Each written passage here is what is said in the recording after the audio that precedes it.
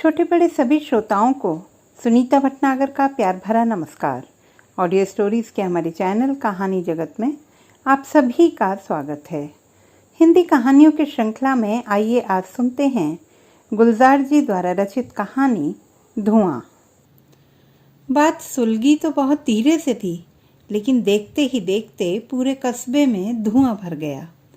चौधरी की मौत सुबह 4 बजे हुई थी। 7 बजे तक चौधराइन ने रो धोकर होश संभाले और सबसे पहले मुल्ला खैरुद्दीन को बुलाया और नौकर को सख्त ताकीद की कि कोई जिक्र न करे। नौकर जब मुल्ला को आंगन में छोड़कर चला गया तो चौधराइन मुल्ला को ऊपर ख्वाबगाह में ले गई, जहां चौधरी की लाश बिस्तर से उतार कर जमीन पर बिछा दी गई थी। 2 सफ़ेद चादरों के बीच लेटा एक जर्दी माइल सफ़ेद चेहरा, सफ़ेद भौवें, दाढ़ी और लंबे सफ़ेद बाल। चौधरी का चेहरा बड़ा नूरानी लग रहा था। मुल्ला ने देखते ही एनल्लाहे व इना अलैहि राजिऊन पढ़ा, कुछ रस्मी से जुमले कहे। अभी ठीक से बैठा भी न था कि चौधराइन अलमारी से वसीयतनामा निकाल लाई। मुल्ला को दिखाया और पढ़ाया भी। चौधरी की आखिरी ख्वाहिश थी कि उन्हें दफन के बजाय चिता पर रख के जलाया जाए और उनकी राख को गांव की नदी में बहा दिया जाए, जो उनकी ज़मीन सींचती है। मुल्ला पढ़ के चुप रहा।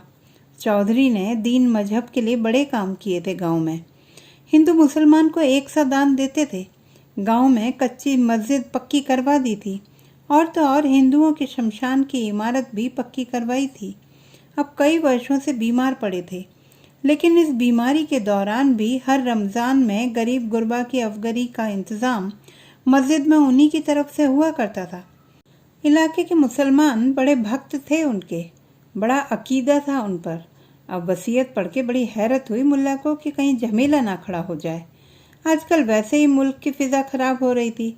हिंदू कुछ ज़्यादा ही हिंदू हो गए थे, मुसलमान कुछ ज़्यादा मुसलमान। चौधराइन ने कहा, मैं कोई पूजा पाठ नहीं करवाना चाहती, बस इतना चाहती हूँ कि शमशान में उन्हें जलाने का इंतज़ाम कर दीजिए। मैं रामचंद्र पंडित को भी बता सकती थी, लेकिन इसलिए नहीं बुलाया कि कहीं बात बिगड़ न जाए। बात बताने से ही बिगड़ गई।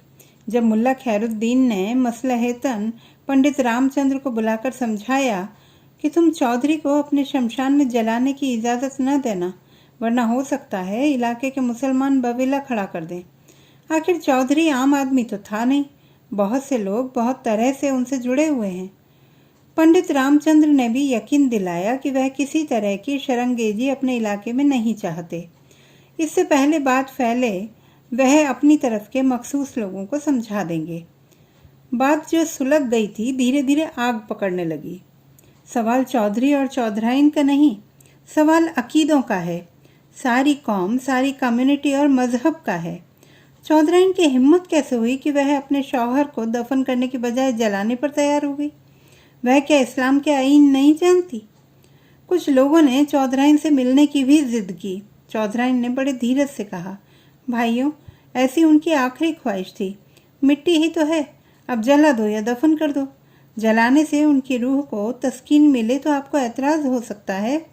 एक साहब कुछ ज़्यादा तैश में आ गए, बोले, उन्हें जलाकर क्या आपको तस्कीन होगी?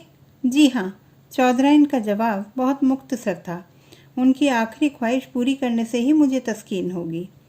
दिन चढ़ते चढ़ते चौधराइन की बेचैनी बढ़ने लगी। जिस बात को वह सुलह सफाई से निपटाना चाहती थी, वह तूल पकड़ने लगी। चौधरी साहब की इस ख्वाहिश के पीछे कोई पेचीदा प्लॉट, कहानी या राज की बात नहीं थी। न ही कोई ऐसा फ़लसफ़ा था जो किसी दीन, मजहब या अकीदे से जुड़ता हो। एक सीधी सादी इंसानी ख्वाहिश थी कि मरने के बाद मेरा कोई नाम व निशान न रहे। जब हूँ तो हूँ, जब नहीं हूँ तो कहीं नहीं हूँ। बरसों पहले यह बात बीवी से हुई थी, पर जीते जी कहाँ कोई ऐसी तफसील में झांक कर देखता है।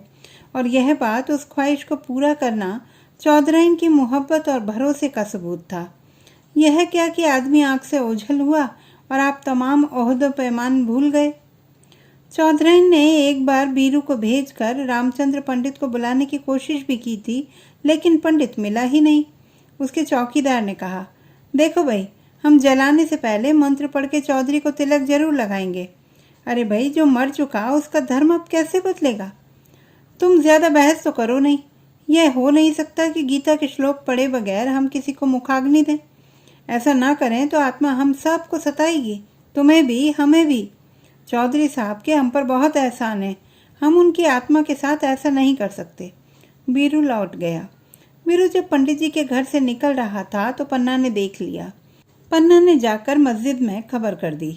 आग जो घुट घुट कर ठंडी होने लगी थी फिर से भड़क उठी।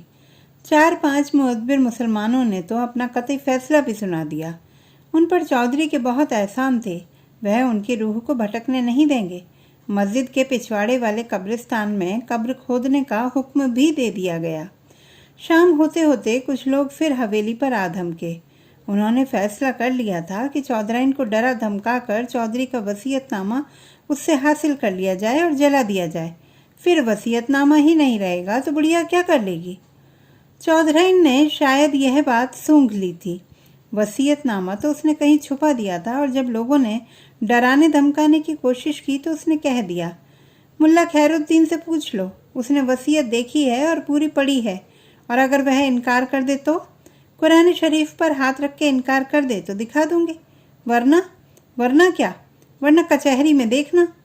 बात कचहरी तक जा सकती है यह भी वाज़ेह हो गया। हो सकता है चौधराइन शहर से अपने वकील को और पुलिस को बुला ले, पुलिस को बुलाकर उनकी हाजिरी में अपने इरादे पर अमल कर ले, और क्या पता अब तक वह उन्हें बुला भी चुकी हो, वरना शौहर की लाश बर्फ की सिलों पर रखकर कोई कैसे इतनी खुद एतमादी से बात कर सकता है। रात के वक्त खबरें अफवाहों की रफ्तार से उड़ती हैं। किसी ने कहा, एक घुड़सवार अभी अभी शहर की तरफ जाते हुए देखा गया है। घुड़सवार ने सर और मुंह साफे से ढांप रखा था और वह चौधरी की हवेली से ही आ रहा था। एक ने तो उसे चौधरी के अस्तबल से निकलते हुए भी देखा था। खादू का कहना था कि उसने हवेली के पिछले अहाते में सिर्फ लकड़ियां काटने की आवाज़ ही नहीं सुनी बल्कि पेड़ गिरते हुए भी देखा है। चौधराइन यकीनन पिछले अहाते में चिता लगवाने का इंतजाम कर रही है। कल्लू का खून खौल उठा। बुज़दिलों, आज रात एक मुसलमान को चिता पर जलाया जाएगा और तुम सब यहाँ बैठे आग की लपटें देखोगे। कल्लू अपने अड्डे से बाहर निकला। खून खराबा उसका पेशा है तो क्या हुआ, ईमान भी तो कोई चीज़ है। ईमान से अजीज तो माँ भी नहीं होती यारो। 4-5 साथियों को साथ लेकर कल्लू पिछली दीवार से हवेली पर चढ़ गया। बुढ़िया अकेली बैठी थी लाश के पास। चौंकने से पहले ही कल्लू की कुल्हाड़ी सर से गुजर गई। चौधरी की लाश को उठवाया और मस्जिद के पिछवाड़े में ले गए जहाँ उसकी कब्र तैयार थी। जाते जाते रमजे ने पूछा, सुबह चौधराइन की लाश मिलेगी तो क्या होगा? बुढ़िया मर गई क्या? सर तो फट गया था, सुबह तक क्या बचेगी? कल्लू रुका और देखा चौधराइन की ख्वाबगाह की तरफ। पन्ना कल्लू के जिगरे की बात समझ गया। तो चल उस्ताद, तेरा जिगरा क्या सोच रहा है मैं जानता हूँ, सब इंतज़ाम हो जाएगा। कल्लू निकल गया कब्रिस्तान की तरफ। रात जब चौधरी की ख्वाबगाह से आसमान छूती लपटें निकल रही थी तो सारा कस्बा धुएं से भरा हुआ था। जिंदा जला दिए गए थे और मुर्दे दफन हो चुके थे। तो दोस्तों, ये थी हमारी आज की कहानी। आपको कैसी लगी कमेंट बॉक्स में लिखना ना भूलें। चैनल को सब्सक्राइब करें, लाइक करें और मित्रों के साथ शेयर करें।